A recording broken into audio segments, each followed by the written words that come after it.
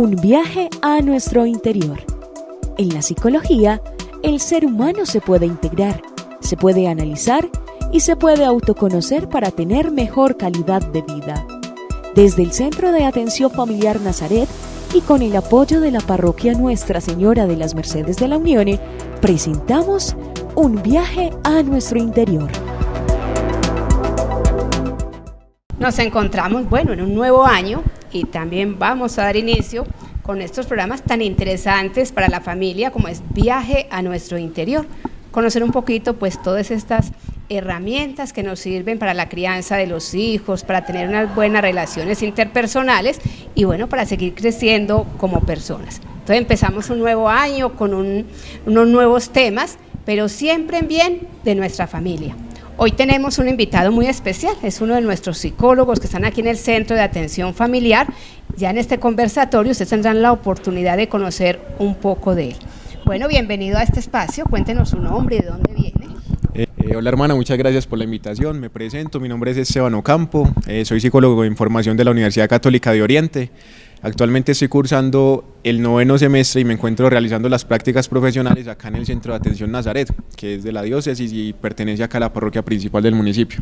Bueno Esteban, qué rico entonces que hayas aceptado este espacio y con estos temas que sabemos que a nuestras familias les hace falta y que son unas herramientas más para ellos. Cuéntanos un poquito sobre ti, dónde naciste, por qué escogiste esa carrera de psicología.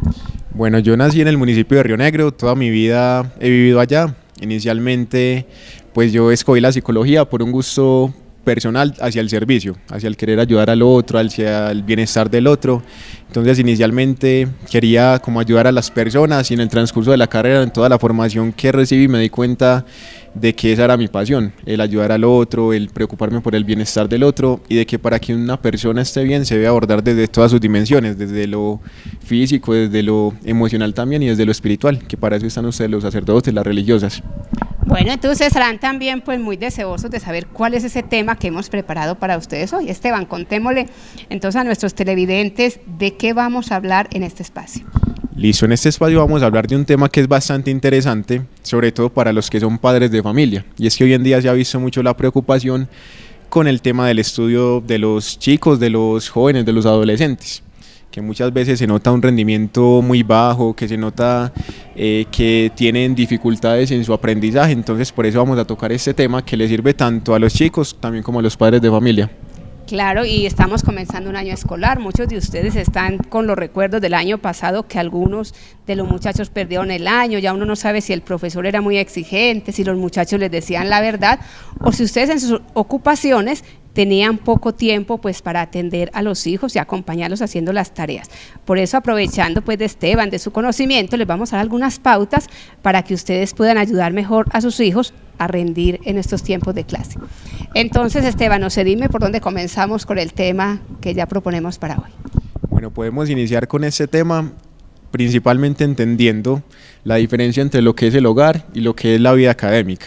Sabemos que el hogar es el lugar donde se empiezan a construir todos los valores de la persona, es el lugar donde la persona empieza a tener esas bases para su vida y es el lugar donde se educa a la persona, que lastimosamente hoy en día muchos padres de familia le dejan esa labor al colegio o a la escuela, dejan la labor de que se eduque a sus hijos.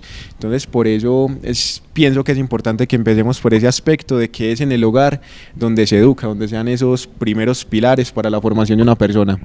Claro, y hay que aclarar que ustedes, padres de familia, Dios también los ha dotado de algunas cualidades. A veces somos muy perezosos diciendo es que yo no tengo esa capacidad, no tengo el tiempo, no tengo la paciencia, y a veces evadimos responsabilidades.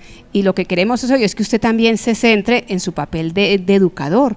Usted con su testimonio, con esa cercanía a los hijos, seguro que también está enseñando la manera que ellos amen el estudio y amen la responsabilidad.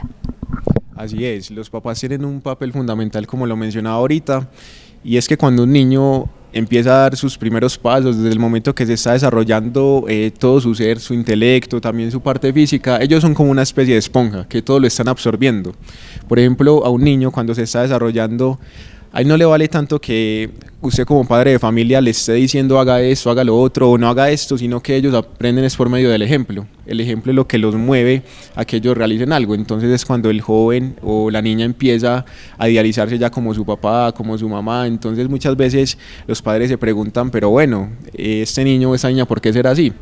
Y si nos ponemos a ver cómo ha sido la crianza de ese niño, cómo ha sido lo que ha tenido que vivir, es todo lo que ha aprendido en el hogar, todo lo que ha tenido de su hogar y todas las vivencias que ha experimentado. Claro, entonces podemos decir que desde que son bebés o desde que están en el vientre de la madre ya ellos están asumiendo algunos comportamientos por algún ejemplo, o es simplemente un mito, el niño aprende a partir de cierta edad. Explícanos a la gente a ver desde qué momento un niño empieza como a retener lo que son imágenes, cosas para la vida de él.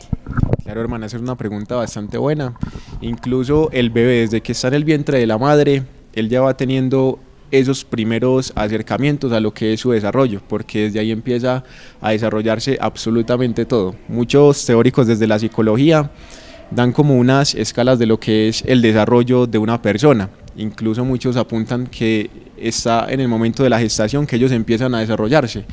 Es muy distinto el comportamiento de un niño, por ejemplo, que ha sido deseado a un niño que no ha sido deseado, porque ellos ya van teniendo esas impresiones en su huella anémica, como se llama desde la psicología. Ellos ya van teniendo marcado eso en toda su vida, en todo su desarrollo. Entonces, por eso, desde el momento en el que un niño está en el vientre de su madre, desde ese momento empieza a desarrollarse, empieza a construirse todo su intelecto, empieza a construirse todo lo que es ese niño.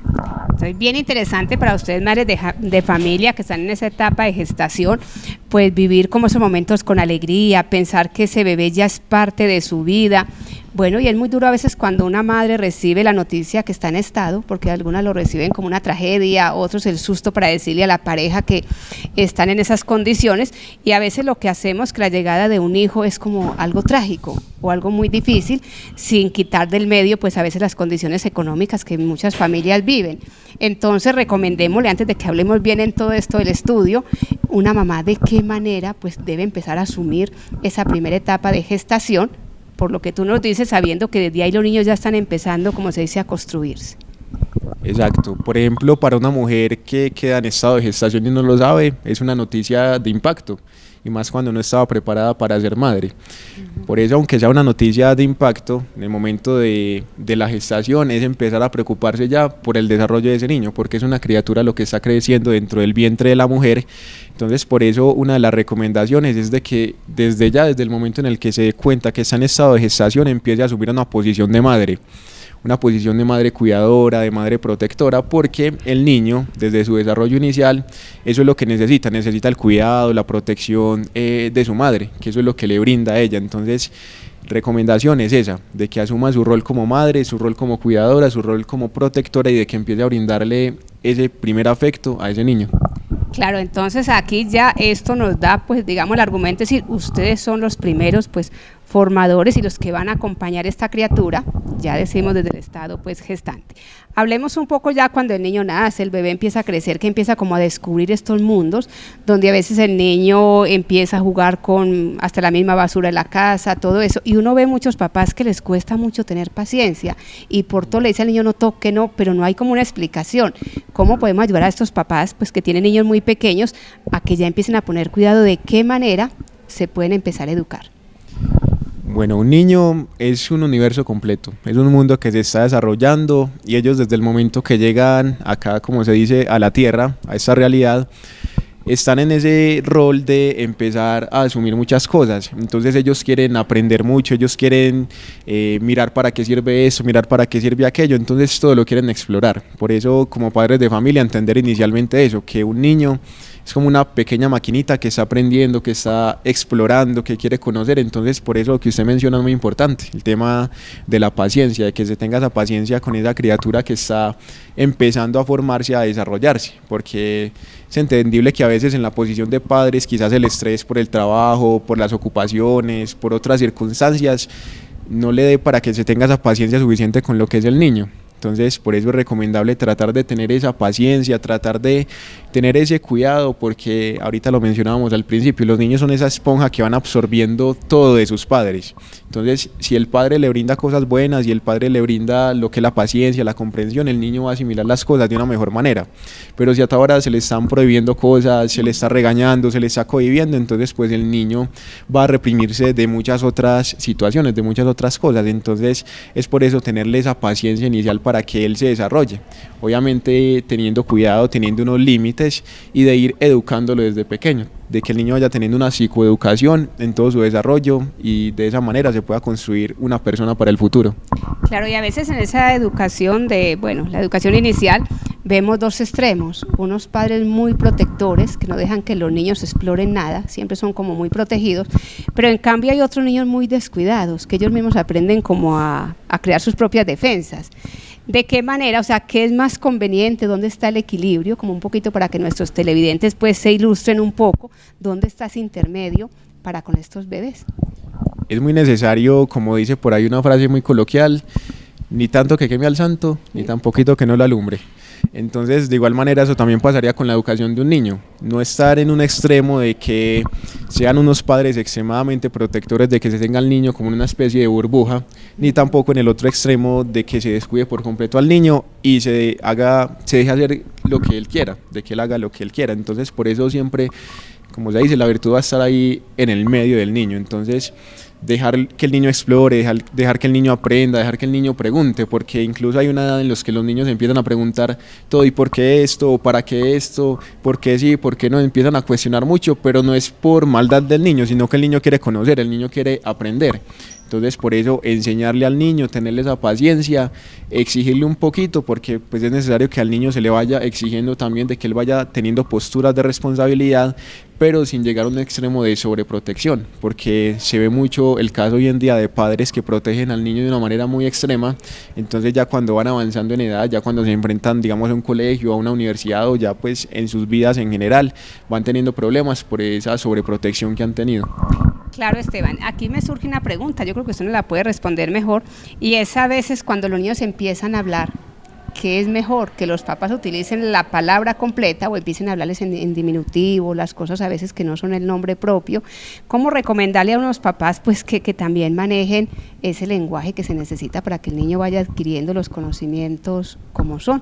¿O eso no tiene nada que ver, el niño cuando va creciendo ya define su propio vocabulario? Háblenos usted un poquito desde el conocimiento de la psicología, ¿cómo se puede manejar esa parte? Hermana, pasa mucho que generalmente está el niño, llegan las tías, llegan los abuelitos, llegan como todos los conocidos y empiezan a hablarle al niño de una manera como muy mimada o a cortarle las palabras, muchas cosas. Entonces muchos dirán, no, pero eso es normal, el niño quizás después aprende a hablar, quizás después aprende a tener un vocabulario, pero por eso cuando el niño se está desarrollando con el tema del lenguaje es súper importante que se le hable la palabra completa, que se le hable claramente, porque el niño está en un proceso de aprendizaje y todo lo que él está escuchando, él lo está asimilando en su cerebro para después exteriorizarlo. Entonces por eso con el lenguaje es muy importante que se le dé de una manera clara y concisa, no de que se le hable con diminutivos, de que se le hable de una manera como muy mimada, que generalmente se cae en ese error. Hay que dejar que el niño tenga ese desarrollo correcto del lenguaje, por eso incluso es muy recomendable para una segunda lengua, por ejemplo el inglés o el francés u otra lengua que se le quiera enseñar al niño, la mejor edad es cuando él se está desarrollando su lenguaje, pero que se le hable de una manera clara para que él lo pueda aprender. Entonces por eso la recomendación es de que se le hable claro, de que se le hable conciso y la palabra correcta como es. Bueno, yo creo que hoy estamos, como se dice, con los padres de familia asumiendo ese rol de educadores, de formadores, de personas que acompañan, porque a veces le echamos la culpa a quien recibe el niño ya grande, entonces al profesor. Entonces a veces empezamos a buscar culpables, pero nos cuesta mucho llegar a ese inicio o a esas primeras etapas de los niños en nuestros hogares. Vamos ahora sí un poco pues a llegar hasta el colegio, que es el lugar donde el niño ya empieza a relacionarse pues con un conocimiento más amplio, con unas normas que hay en el colegio, con unas tareas que tienen que empezar a asumir. Hablemos ya un poco lo que es el preescolar, cuando el niño empieza ya a ir a descubrir unos juegos, unas normas, unos horarios, los papás cómo deben de ayudarle a ese niño para que empiece el niño también a asumir lo que la profesora exige, sin ver que la profesora es mala, porque también escuchamos eso, el niño a veces cree solo en lo que la profesora dice o en lo que el papá dice en la casa, entonces ¿cómo combinar esa parte del aprendizaje de ellos? Cuando un niño llega ya al ámbito académico, también es un choque muy grande para él, porque está acostumbrado a lo que es la norma del hogar, a lo que es el cuidado de los padres y a su familia como el primer vínculo social que el niño está experimentando en ese momento. Al llegar a el área de la educación, por ejemplo, lo que es el preescolar, ya se va a encontrar con otros niños, se va a encontrar con unas normas como usted nos lo mencionaba, y un ambiente totalmente distinto. Entonces, la labor de los padres, ellos siguen siendo como esos educadores, porque la educación de un niño debe ir a la par, colegio, el hogar, debe ir nivelado y debe ir balanceado para que se pueda dar un correcto desarrollo en el aprendizaje de lo que es ese niño. Entonces, por eso desde la casa se le va dando como esa responsabilidad al niño, se le van exigiendo esas normas, esos deberes que tiene que ir cumpliendo para que cuando ya llegue al mundo académico no se vaya a estrellar o no se le vaya como a reventar la burbujita y quede el niño ahí bien traumado con esa nueva experiencia. Porque generalmente cuando el niño llega a esa parte de la educación, entonces se encuentran con un maestro que empieza a exigirle unas normas, que empieza a exigirle unas responsabilidades, y si en la casa no lo hacía, entonces ¿qué pasa? Se le echa toda la culpa al docente, que el docente es muy exigente, que esta profesora me regaña mucho al niño, que esto y que lo otro, pero no es la culpa del docente, sino que hay que combinar eso, lo que es el hogar con el área académica, de que vayan a la par y de que se vayan nivelando constantemente. Claro, y otra cosa es como observar los comportamientos del niño. Uno ve que hay niños que les gusta mucho ir a estudiar porque ya empatizaron con los compañeritos, pero hay otros que uno ve que cuando se despiertan ya les duele el estómago y amanecieron bajitos de ánimo y terminan dando como la vuelta hasta que los papás no los llevan a esa etapa de estudio. ¿Cómo le podemos recomendar a los papás para que le crean a ese niño que sí está mal o que realmente es por pereza o porque el ambiente donde va a llegar no le gusta? ¿Qué le podemos decir a esos padres que son muy nuevos en esas primeras etapas de que su niño empiece a estudiar? Y su hermana, a los niños y también a nosotros los adultos, bueno, los adultos nos pasa mucho que todo lo que nos va pasando en nuestro intelecto lo vamos somatizando en el cuerpo. Un pensamiento se va somatizando también en el cuerpo. Entonces pasa a muchas personas que digamos tienen un estrés exagerado, entonces ¿qué pasa? Dolor muscular, dolor de cabeza, otro tipo de dolores. Que cuando está pasando por una situación, entonces empieza a somatizarla en alguna de las partes de su cuerpo. Muchas veces eso también le pasa a los niños. Si no quieren ir a la escuela, si están aburridos, entonces ¿qué va a pasar? Se van a enfermar, que les va a doler el estómago, que esto, que lo otro. Entonces por eso es estar muy pendientes de los niños. Primero hacer como esa examinación de si es que está pasando alguna circunstancia en el colegio que lo está afectando, o de que es el niño que tiene la pereza de asistir a clases y por eso es que empieza a somatizar en su cuerpo como esta pereza, como este aburrimiento que está proyectando el niño. Y entonces, ¿cuál sería pues lo lógico? Bueno, el papá ya observa, pero si esto se da muy constantemente, ¿qué debe hacer el papá? ¿Acudir al médico o acudir donde el profesor a ver qué está sucediendo? El conducto regular sería inicialmente acudir con el profesor, porque bueno, el médico desde allá no va a tener como las bases, no va a tener ningún tipo de argumento para ver qué es lo que le está pasando al niño. Entonces por eso el conducto regular es primero asistir a lo que es el colegio, la escuela, hablar con el profesor, qué le está pasando, cómo ha visto al niño, cómo ha sido su desarrollo dentro del aula de clase y empezar a identificar eso, seguir como el conducto regular, porque si se salta directamente al médico va a quedar como un bache ahí en el camino, entonces no se va a poder ayudar al niño de una mejor manera y ya pues se van a empezar a crear situaciones que quizás no son. Claro que sí, bueno, yo creo que este conversatorio para todos ustedes está bien interesante, más para los que empiezan a tener sus primeros hijos, todos estos cambios de empezar a dejarlos en el colegio donde la mamá se viene melancólica para la casa, a veces también eso influye en que el niño se quede triste, cuando ven que su mamá dio media vuelta y también se vino llorando, ¿verdad? Yo creo que los dos tienen tanta comunicación que a veces las mamás tienen que empezar a ser valientes, a infundirles a ellos también la misma seguridad, a animarlos porque es el inicio pues de muchos años que tendrán que estudiar. Vamos a hacer el recorrido por ya los más grandecitos que son primaria, donde en esta época vemos muchachitos, unos muy complicados, con un mundo muy amplio, y vemos a otros muy tímidos, apenas pues como soltándose un poco. Hablemos de estos niños que ya empiezan a ser como rebeldes, que ya uno no sabe, los mismos profesores ya empiezan como a exigir y a preocuparse. Tiene que ver algo lo de la casa, la situación, eso influye en ellos. ¿De qué manera? Pues en primaria se puede detectar cuál es la mejor forma o lo que este niño necesita para que aproveche ese tiempo de educación. Sobre todo estos niños de esa época actual son unos pilos, ya ellos nacen como con esa chispa ahí puesta, entonces desde una edad muy temprana ellos ya están desarrollando muchas cosas que antes nosotros quizás no habíamos desarrollado. Entonces una de las cosas que desarrollan estos chicos de hoy en día es el tema de la norma. De ellos ya se creen pues muy sabelotodos, muy sabiondos, y el tema de la norma por eso se les complica bastante, se les dificulta bastante el tema de empezar a acatar las normas.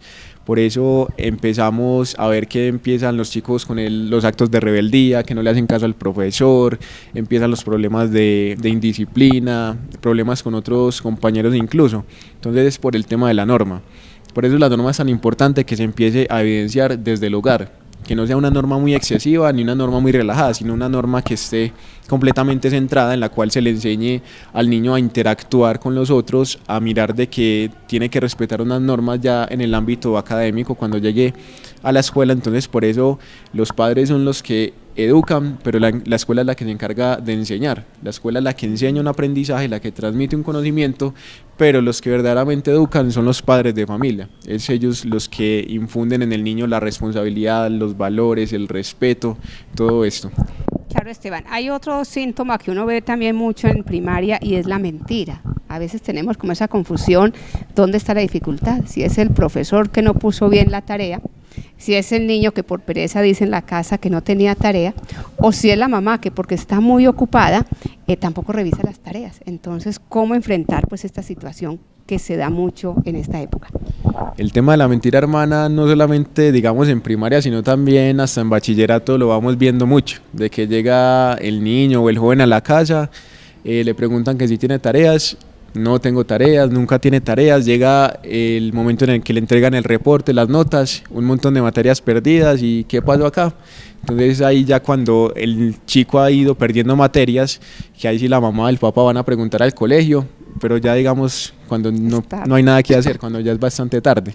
Entonces por eso generalmente la mayoría de los chicos dicen eso, que no tengo tareas, que no me han mandado tareas, que todo lo hacemos allá en el colegio, pero por eso es muy importante que los papás estén pendientes de todo eso, de que constantemente se pregunten en el colegio qué es lo que ha ido haciendo el niño, cómo va su aprendizaje o qué tareas les han ido dejando, porque si se ponen a confiar muchas veces en lo que dice el niño, pues ellos generalmente van a decir que no tienen tareas, no por maldad, sino por un gusto de querer ir a jugar, de ver televisión, de dormir, de relajarse.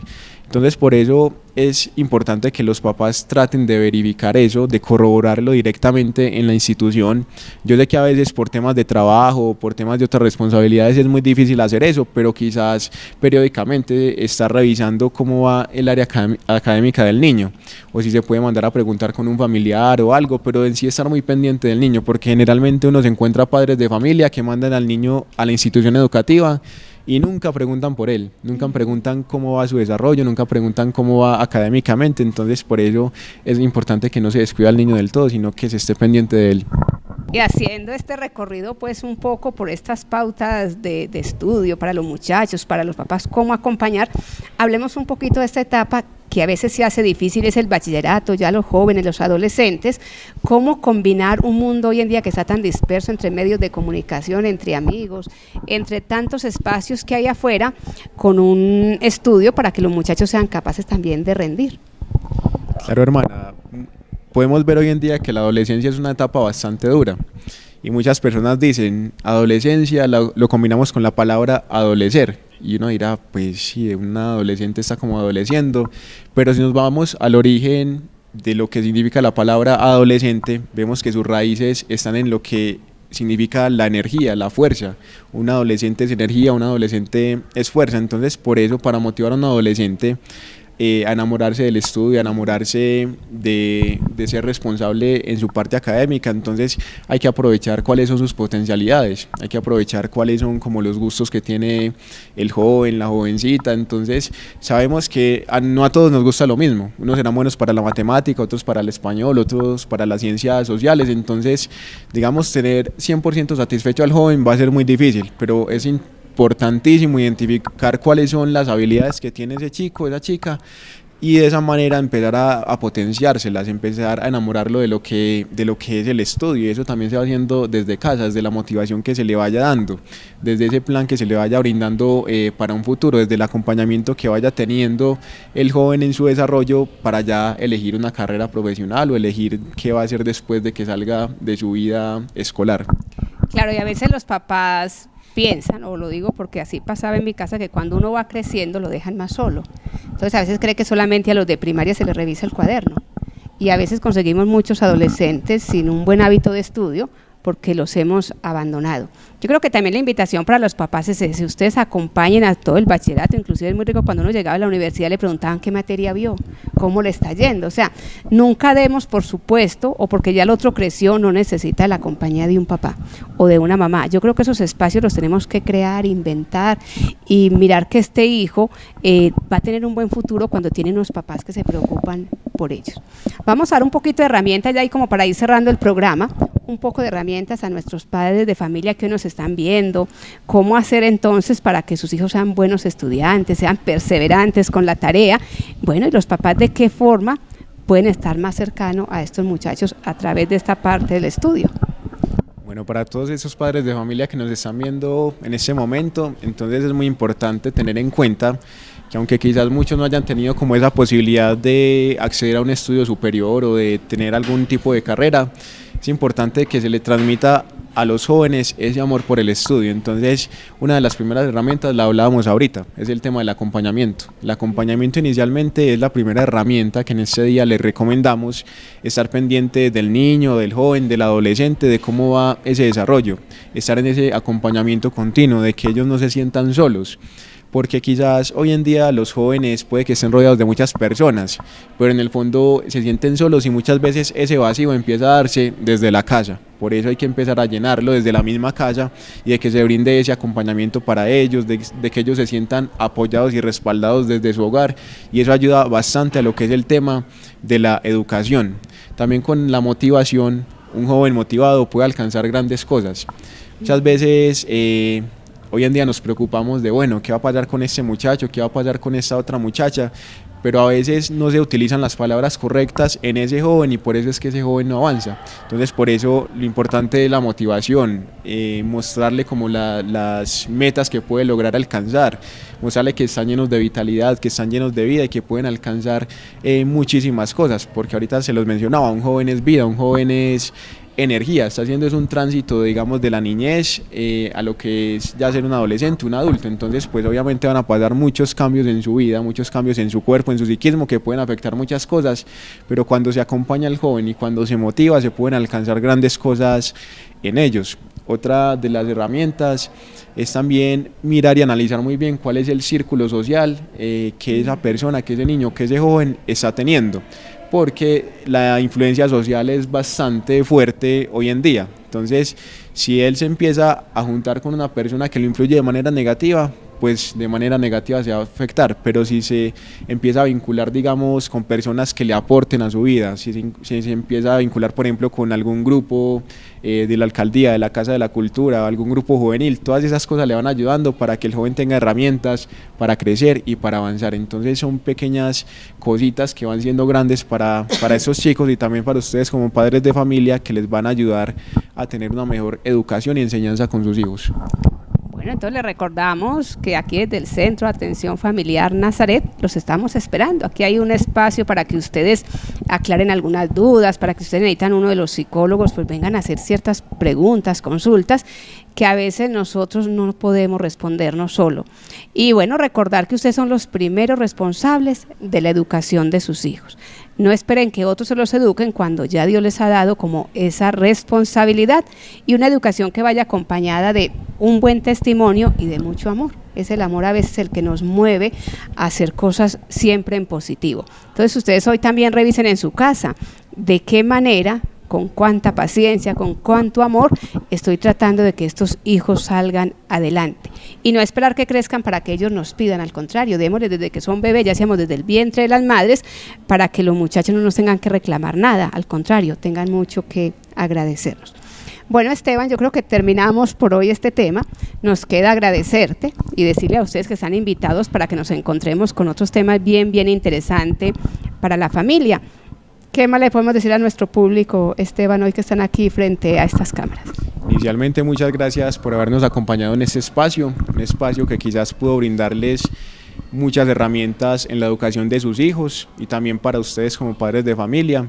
Gracias a usted, hermana, por la invitación en ese pequeño espacio, y como se los decían, están totalmente invitados al Centro de Atención Familiar Nazaret, donde tenemos ese espacio para ayudarlos quizás de una manera más personalizada, porque también cada caso es particular y cada familia vive una situación diferente en un contexto diferente. Entonces, por eso desde acá les brindamos esa ayuda, les brindamos ese servicio. Entonces, no duden en acercarse, no duden en buscar esa ayuda, que estamos es para colaborarles en todo lo que necesiten, y muchas gracias por la invitación.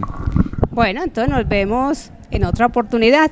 Dios los bendiga, y ya saben, cuiden sus hijos, denles buen ejemplo, porque son esos tesoros que Dios ha puesto en las manos de ustedes como familia.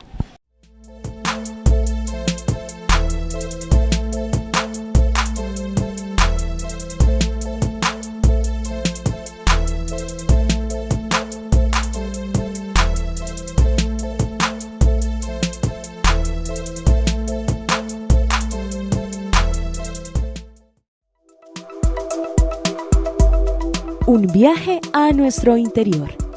En la psicología, el ser humano se puede integrar, se puede analizar y se puede autoconocer para tener mejor calidad de vida. Desde el Centro de Atención Familiar Nazaret y con el apoyo de la Parroquia Nuestra Señora de las Mercedes de la Unión, presentamos Un viaje a nuestro interior.